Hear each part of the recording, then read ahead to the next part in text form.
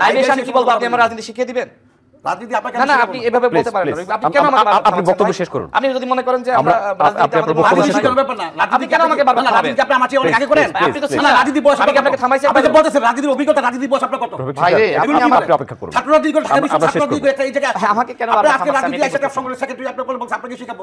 রাজনীতি শিখা তো শেষ নাই। আপনি শিখবার সময় আছে। আমি সবটা আমাকে শিখাতে পারেন না। এই উপদেষ্টাদের মধ্যে শুধু দুইজন উপদেষ্টার কথা বলি, নাম বলবো না। দুইজন উপদেষ্টাকে বিভিন্ন সময় আমি ফোন দিয়েছি যে আমাদের প্রোগ্রামে একটু আসেন, বক্তব্য রাখেন অতিথি হিসেবে। আপনাদের মতন মানুষ যদি প্রোগ্রামে আসে তাহলে এই বিষয়টা আসলে মানুষের কাছে বেশি দ্রুত ছড়িয়ে পড়ে। প্রোগ্রামটা কি? হাসিনার পতন।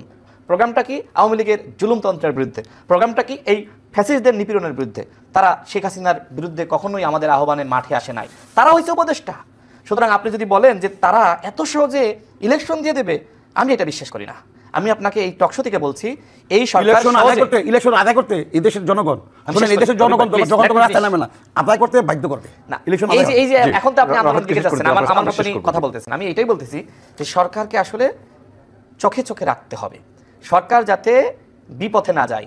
সরকারের কতিপয় উপদেষ্টারা দেশের বিরুদ্ধে, রাষ্ট্রের বিরুদ্ধে ষড়যন্ত্র করবে। নির্বাচন যথাসময়ে না হোক তারা সেই বিষয়ে চক্রান্ত করবে, কারণ তাদের রয়েছে 10 সেকেন্ডে শেষ করি, তাদের রয়েছে আওয়ামী প্রেম।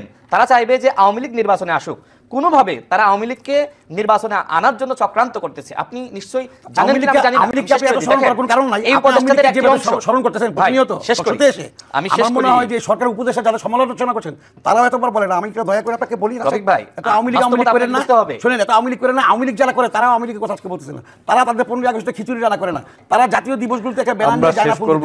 আওয়ামী লীগের দেশের রাজনীতি হিসেবে দাঁড়াতে পারবে, এটা আমি বিশ্বাস করি না। এরা দাঁড়াতে পারবে কোন মুখে? না আওয়ামী লীগ কোন মুখে দাঁড়াবে? শেষ করতে দেন। কোন অধিকার নিয়ে দাঁড়াবে আওয়ামী লীগ? আমাকে বলেন। আপনার কথা তো বললেন, আমি শেষ করি। শোনেন, আওয়ামী লীগ এই যে ঘাপটি মেরে রয়েছে, আওয়ামী লীগ এই যে নিশ্চুপ, এটা আসলে একটা মানে খুবই সংশয়ের বিষয়। আওয়ামী লীগ যদি ছোট ছোট মিছিলও নিয়মিত করতো তাহলে বোঝা যেত যে তারা ফিরে আসার চেষ্টা করতেছে। কিন্তু একটা মানুষ যখন হঠাৎ করে স্তব্ধ হয়ে যায় তখন আসলে আতঙ্ক, সন্দেহ, সংশয় বেড়ে যায়। উপদেষ্টাদের মধ্যে একটি গ্রুপ, তারা কিন্তু রিফাইন্ড আওয়ামী লীগ নামে আওয়ামী লীগ ফিরিয়ে আনার চক্রান্ত করেছিল। এমনকি আমাদের সাথে তো আসলে বিদেশিদের বিভিন্ন সময় মিটিং হয়, তারাও আমাদেরকে বলেছিল যে আওয়ামী লীগকে আপনারা কেন ব্যান করবেন, আপনারা আওয়ামী লীগকে নির্বাচনে এনে হারিয়ে দেন। তাদেরও কিন্তু আওয়ামী লীগের প্রতি সমর্থন রয়েছে। প্রধান উপদেষ্টা নিজেও কিন্তু বারবার বলেছে যে আওয়ামী লীগ নির্বাচনে অংশ নিবে কি নিবে না সেটি আওয়ামী লীগের দলীয় কেন বলেছে। আমি শেষ করি, আওয়ামী লীগকে ব্যান করা না করার পক্ষে আমিও ছিলাম না। আপনাকে আমাকে যদি বলেন আমি শেষ আমি বলবো যে আওয়ামী লীগ এমনি শেষ হয়ে গেছে, ভালোভাবে পৌঁছাবে না। আওয়ামী লীগ এমনি শেষ হয়ে গিয়েছিল। আমিও ফেসিবাদ বিরোধী শক্তি, এখানে কাউন্টার দেওয়ার কিছু নাই। আমি কোনো খারাপ কথা বলতেছি না, এই ধরনের কথা আমি সবসময় বলি। তো আমি যেটি বলছিলাম যে আওয়ামী লীগকে ফিরিয়ে আনার ব্যাপারে প্রধান উপদেষ্টা নিজেও তার বক্তব্যের মাধ্যমে আমার কাছে মনে হয়েছে যে আন্তরিক, রিফাইন্ড আওয়ামী লীগ। এবং এই উদ্দেশ্যে কিন্তু সাবের এবং মান্নানকে জামিন দেওয়া হয়েছিল, এবং এই যে সাবের এবং মান্নানকে সামনে রেখে মূলত রিফাইন্ড আওয়ামী লীগ গঠন করতে চেয়েছিল। এবং এই বিষয়টা কিন্তু এনসিপির বর্তমান নেতারা, বিশেষ করে হাসনাত আব্দুল্লাহ, তিনি কিন্তু এনিও জেনেছিলেন, তিনিও বিষয়টা কিন্তু সামনে এনেছেন যে রিফাইন্ড আওয়ামী লীগ গঠনের একটি আলোচনা চলছে।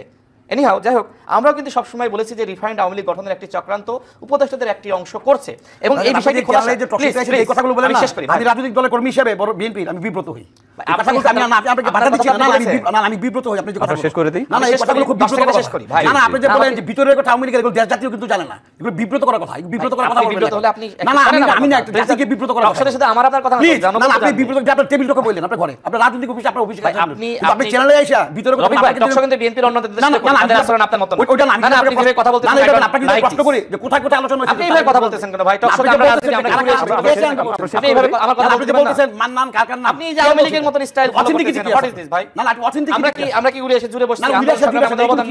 আপনি কিভাবে কথা বলেন? বিএনপির অন্যদের আলোচনা করেন, আমরা শেষ করে বারবার আমার কথা। আওয়ামী লীগের ভয় আপনার অস্থির হয়ে গেছে ভাই, এটা উচিত না। আওয়ামী ভয় আপনার সমস্যা না, আপনার আওয়ামী ভয় কেন? আপনি এরকম করতেছেন, দুঃশাসনটা আপনি ভয় পান কেন? রাসেল সাহেবকে শেষ করতে দিন, কি ধরনের রাসেল সাহেবকে শেষ করতে দিন, আমরা অনুরোধ করছি জি আপনি শেষ করুন। না ভাই সেই কথা এইভাবে করতেছে কেন? বিএনপির একদম শীর্ষ নেতৃত্ব জনাব তারেক রহমান থেকে শুরু করে আপনি বলেন লাইভে এসে আমি কি বলবো আপনি আমার রাজনীতি শিখিয়ে দিবেন?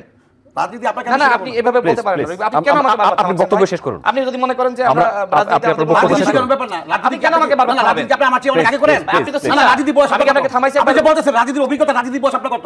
ভাই রে আপনি অপেক্ষা করুন। ছাত্র রাজনীতি করে ছাত্র রাজনীতি করে এই জায়গায় আমাকে কেন বারবার আপনি রাজনীতি একটা সংগ্রহ সেক্রেটারি আপনি বলবেন আপনাকে শিখাবো। রাজনীতি শিখা তো শেষ নাই, আপনি শিখবেন, আপনার শিখার আরো সময় আছে। আমিও সবটা আমাকে শিখাতে পারেন না, আমি শেষ করে দিই। আপনি আমাকে কোশ্চেন বলে আপনি বলবেন একটা সময় দেখা যাচ্ছে মানুষ এটা আমিও বলতে পারি, আমি শেষ করি ভাই। জি শেষ। আমি আপনাকে বলতেছি আমি আমার তথ্য আমি আমার যে অভিজ্ঞতা সেই অনুযায়ী আমি আমার বক্তব্য দিচ্ছি। এই স্বাধীনতা তো আমাকে দিতে হবে। রফিক ভাইয়ের সময় রফিক ভাই কথা বলেছে, আমি কিন্তু কখনোই তাকে কাউন্টার দিই না। আমি কিন্তু দুইজনকে থামিয়ে দিয়ে শেষ করছি না, আপনি শেষ করলেই আমি শেষ করব। আমি সেটাই বলতেছি যে অবশ্যই আমাদের ভিতরে সহনশীলতা দরকার, ধৈর্যশীলতা দরকার। আমি কি বলবো, আমার বক্তব্য খারাপ ভালো হলে সেটা দর্শক গ্রহণ করবে, সেটা দর্শক আমাকে উত্তর দিবে। হ্যাঁ, আমি শেষ করছি। সেটা রফিক ভাই বারবার, আমি খুবই দর্শকদের কাছে আমি দুঃখ প্রকাশ করছি এই ধরনের পরিস্থিতি। আমি দর্শকদের নিয়ে আপনি কাঁদতেছেন, দর্শকদের নিয়ে টেনে কি আপনি বড় নেতা হয়ে যাবেন? রফিক শিকদার, আমরা একটু শেষ করতে দিন, রাশেদ খানকে শেষ করতে দিন। ভাই আওয়ামী লীগ তো আপনার ফিরে আসার আশঙ্কা তো সবাই করে, তো আপনি করেন, আমি বিশ্বাস করি। ঠিক আছে, আপনি করেন না, আপনি করতে পারেন, আমি শেষ করি ভাই। তো সেই জায়গা থেকে আমরা মনে করি, বক্তব্য শেষ করুন। হ্যাঁ, আমার বক্তব্য শেষ করছি। সেই জায়গা থেকে সরকারের অনেক